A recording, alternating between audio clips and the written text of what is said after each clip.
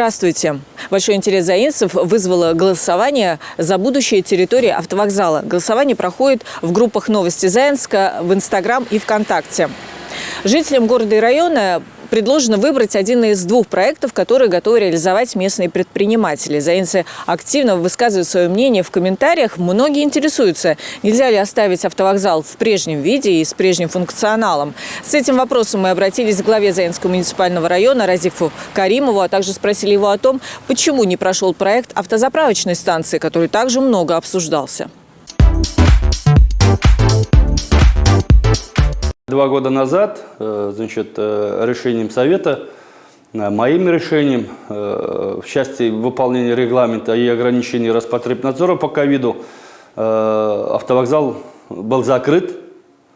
И в дальнейшем, в течение 2 лет, он еще таким же и остается, и мое решение остается в силе. Конечно, ограничение Роспотребнадзора по ковиду повлияло на многие сферы деятельности, жизнедеятельности наших предприятий, организаций, не только транспортного характера, других направлений то же самое. Мы с вами уже 3-й год живем в рамках вот этих ограничений. И, конечно, в первую очередь, пострадала сфера услуг.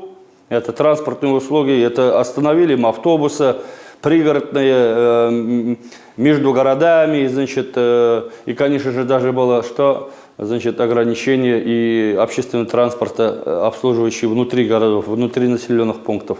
По части открытия и закрытия мы последние годы обсуждали и содержание самого автовокзала, как он расположен, на каком месте. Конечно, все это хорошо, но в то же время размера и характер обслуживания этого здания, как автовокзал, нас не удовлетворяло. Конечно, пытались малый бизнес туда запускать, определенные кафе там, другие,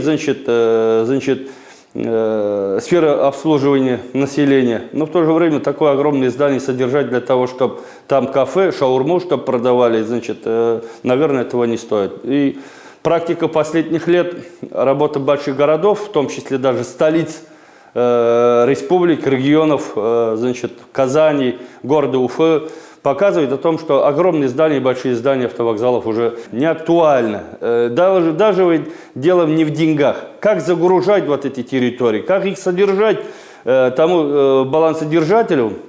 А сегодня у нас автовокзал, он являлся в конкурсной массе по обслуживанию внутренних городских перевозок. Вы знаете о том, что последние годы в связи с этими ограничениями, в связи с тем, что сильно износилось и транспортные средства. Будь это, определенные транспортные автобусные наших соседей, это я имею в виду Альметьевск и Нижнекамск.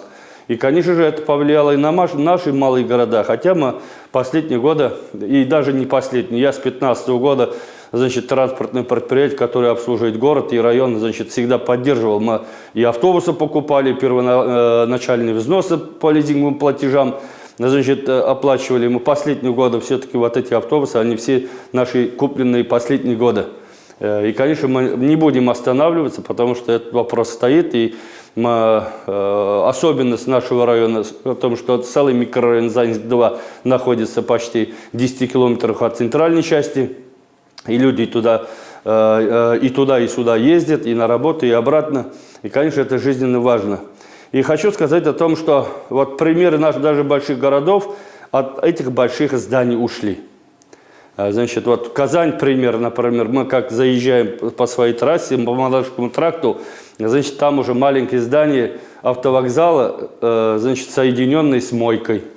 Если мы посмотрим, со стороны выезд из РКБ, там тоже маленький восточный, автовокзал, уже с другими функциями. Вот поэтому мы несколько раз обсуждали в градостроительном совете, обсуждали и во время встреч микрорайона города, что нам делать, как быть, нет ли других вариантов. Вот буквально 2-3 месяца назад еще у нас 5 вариантов было, предложений от бизнеса. Мы к бизнесу обратились,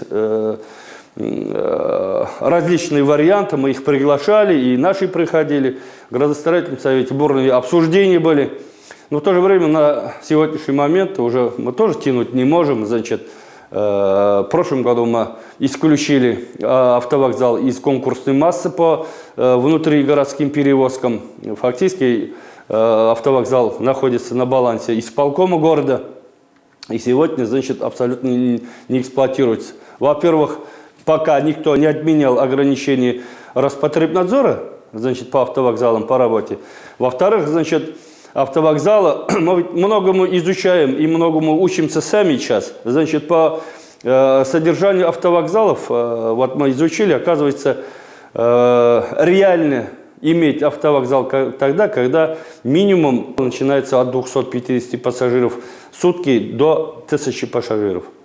До 200 и 1000 нереально и неэффективно, значит, содержать автовокзал. А так просто деньги, может быть, сказать, что бюджетные, но каждый бюджетный рубль тоже имеет, значит, счет. И эффективность использования каждого рубля я тоже отвечаю перед своими налогоплательщиками, перед своим населением и перед Минфином и проверяющими органами. Есть еще такое эффективное использование бюджетных средств. Вот поэтому сегодня мы, посоветовавшись в градостроительном совете, на той неделе изъявили вот такое желание, чтобы наши жители высказались по тем проектам, которые на сегодняшний день остались. Там проект, значит, наших бизнесменов местных, заинских, по части спортивного, значит, характера. И другой там обслуживающего, продовольственного направления. Тоже хороший очень проект. Но единственное условие, мы говорим о том, что не о продаже этого объекта или территории, или земли. Это самое легкое для меня, наверное, было бы. Вывести, как положено, на аукцион, на конкурс, продали бы, деньги бы поступили на бюджет. Мы по этому пути не пошли. Мы ищем частно-государственное партнерство, мы предлагаем территорию и здание, чтобы бизнес пришел там туда, и удобный объект какой-то для населения появился. И самое главное, как участник частно-государственного партнерства, мы выдвигаем условия. Там должна быть территория с функциями зала ожидания, современного, с креслами, с телевизором, с туалетом, извините за выражение, значит, с освещением, с уборкой, с теплой зимой, прохладной летом, значит. И, конечно, если не есть необходимость, если еще такое сохранится, с возможностью купить там билет, кассовый аппарат или кассовый митинг, это будет автомат ли или не автомат ли. Вот поэтому вот такие размышления нас волнуют на сегодняшний день. И, конечно, вот несколько дней буквально еще только идет обсуждение и голосование по проектам. Некоторые говорят, вот, значит, этот проект нравится спортивному направлению, другие говорят торгового направления. А некоторые говорят, а почему третьего варианта нет, сохранить автовокзал. Вот то, что я вам говорил, уже, наверное, дает возможность ответить на этот вопрос. И сегодня я хочу сказать, мы сохраняем хорошие условия функции автовокзала ожидания. Но без шаурмы, без каких-то, значит, пустых, значит, уголков, вот в таком положении. Почему градостроительным советом Заинского муниципального района не был принят проект автозаправочной станции, который также активно обсуждали в социальных сетях? Компания «Ирбис» очень хорошая компания по части вот, значит, реализации нефтепродуктов. Это прямые конкуренты «Татнефти». И мы видим, кто ездит в Казань, кто ездит в Челны. Значит, ирбисовские заправки, они имеют и залы обслуживания населения по другим направлениям, и магазины, и столовые. Это очень хорошее, значит, если бы они пришли. Инвестиционный проект был бы, и тоже с условием сохранения функции автовокзала, определенной территории. Но по их стандартам, мы ведь не говорили, а то вы, конечно, писали о том, что вот будет заправка. Нет, не будет заправки, никто еще не решил. Мы все свои решения проводим через градостроительный совет, а в этот раз вот еще даже голосование включили. Единолично я никаких лишних, значит, решений, противоречащих, значит, интересам населения не буду принимать. И никогда не принимал. Вы, наверное, знаете о том, что я никогда еще заинцев ни по одному вопросу не обманывал. Заправка не размещается по технологическим параметрам. Мы, конечно, рассматривали вопрос выкупа ими, значит, рядом там стоянка со стороны улицы Нариманова была, с другой стороны там еще здание бывшей сетевой компании, которая принадлежит елабужским бизнесменам.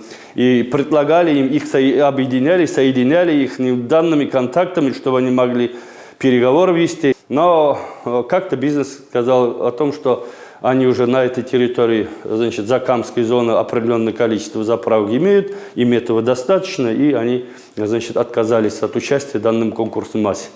Ну что же, голосование продлится по 16 февраля включительно. В Инстаграм стоп-голосование будет объявлено в 20 часов. ВКонтакте оно автоматически остановится в полночь. О результатах мы обязательно вам расскажем. До свидания.